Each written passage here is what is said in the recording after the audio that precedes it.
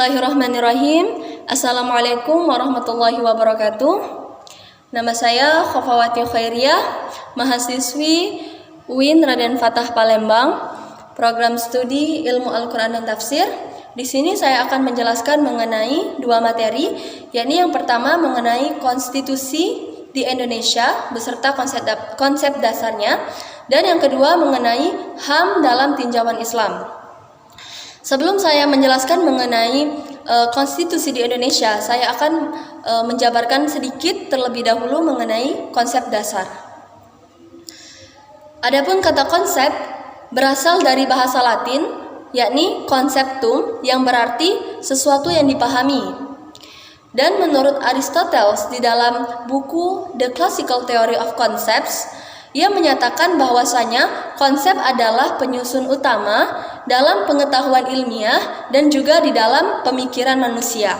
Jadi dapat kita simpulkan bahwasanya konsep adalah abstraksi, suatu abstrak ataupun ide dalam yang diwujudkan dalam bentuk kata ataupun simbol. Adapun kata dasar menurut KBBI merupakan lapisan yang paling bawah atau pangkal dari suatu pendapat. Di sini dapat kita simpulkan bahwasanya konsep dasar merupakan suatu abstraksi atau ide yang paling dasar dalam pembentukan suatu ajaran ataupun kejadian dan juga hubungan.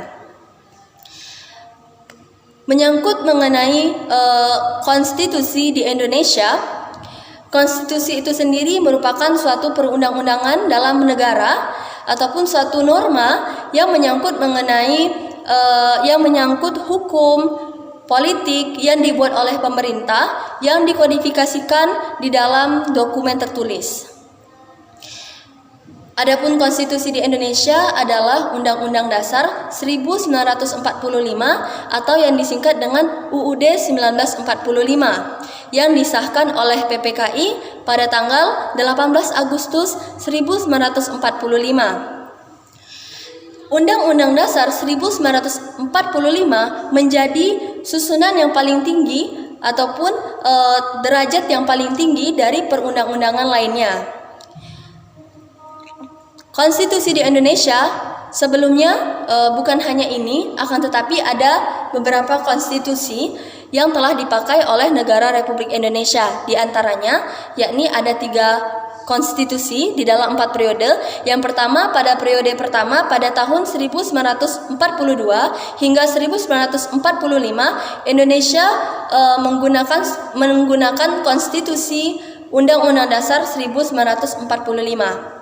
Kemudian yang kedua, pada periode kedua pada tahun 1945 hingga 1949 negara Republik Indonesia menggunakan konstitusi UUD RIS atau yang disingkat atau kepanjangan dari Undang-Undang Dasar Republik Indonesia Serikat.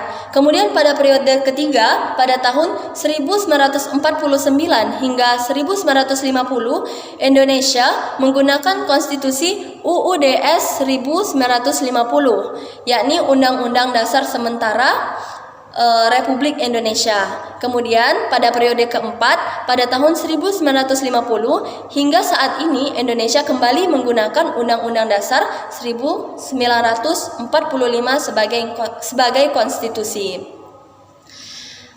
Kemudian mengenai sistem ketatanegaraan Indonesia, saya akan menjelaskan sedikit mengenai sistem tersebut. Yang pertama, mengenai bentuk negara Indonesia adalah kesatuan, dan bentuk pemerintahan negara Republik Indonesia adalah republik, dan sistem pemerintahan negara Republik Indonesia adalah presidensial, yang berarti seorang presiden yang memimpin beserta menteri-menterinya yang ikut membantu.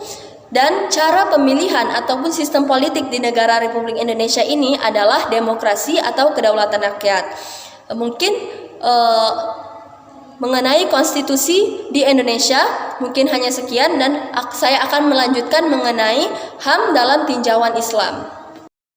Kemudian pada materi kedua saya akan menjelaskan mengenai HAM dalam tinjauan Islam.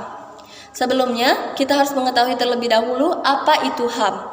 HAM, yakni hak asasi manusia, merupakan hak yang ada semenjak manusia itu lahir dan merupakan anugerah dari Allah Subhanahu wa taala yang wajib untuk dijunjung tinggi, dihormati, dijaga baik oleh individu tersebut, kelompok maupun negara.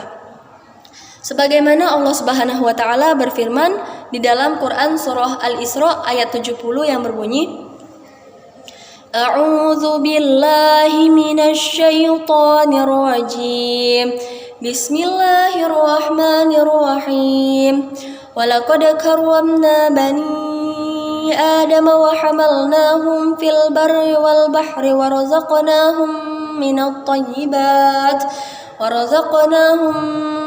tayyibati wa faddalnahum ala katsirin mimman khalaqna tafdila, yang artinya, dan sungguh kami telah memuliakan Bani Adam atau anak Adam, dan kami telah membawanya baik di darat maupun di laut, dan kami telah memberikan mereka rezeki dari hal-hal yang baik, dan kami telah memuliakan mereka di atas makhluk-makhluk yang telah diciptakan dengan sebaik-baik pemuliaan.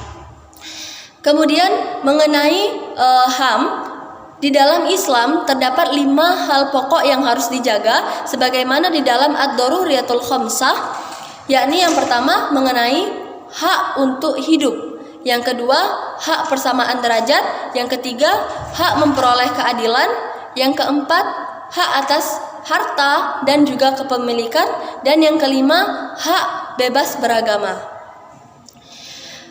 Dalam HAM kita, Allah Subhanahu wa taala telah mensyariatkan kepada kita, telah lama mensyariatkan kepada kita tentang hukum kisos ataupun hukum kejahatan yang dibalas dengan setimpal. Sebagaimana Allah Subhanahu wa taala berfirman di dalam Quran surah Al-Maidah ayat 45 yang berbunyi, "Wa katabna 'alaihim fiha anna nafsa bin nafsi wal aina bil aini wal anfa bil anfi wal udhuna bil udhuni was sinna bis sinni wal juruha qisas faman tasaddaqa bihi fa huwa kafaratullah wa man lam yahkum bima anzalallah fa ulaika humuz zalimun."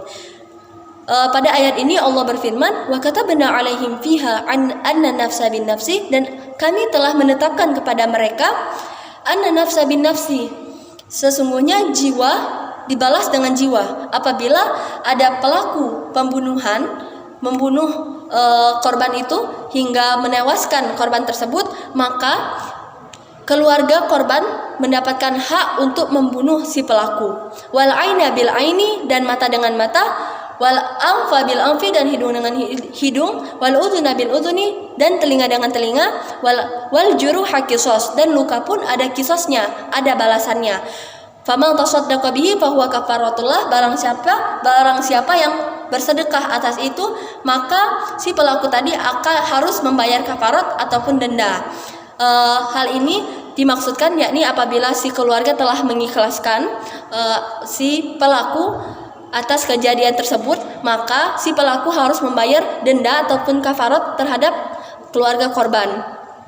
Dan Allah berfirman, wa man lam yahkum bima anzalallah fa ulaika humuz zalimun. Barang siapa yang tidak berpegang teguh pada hukum Allah, maka itulah orang-orang yang zalim.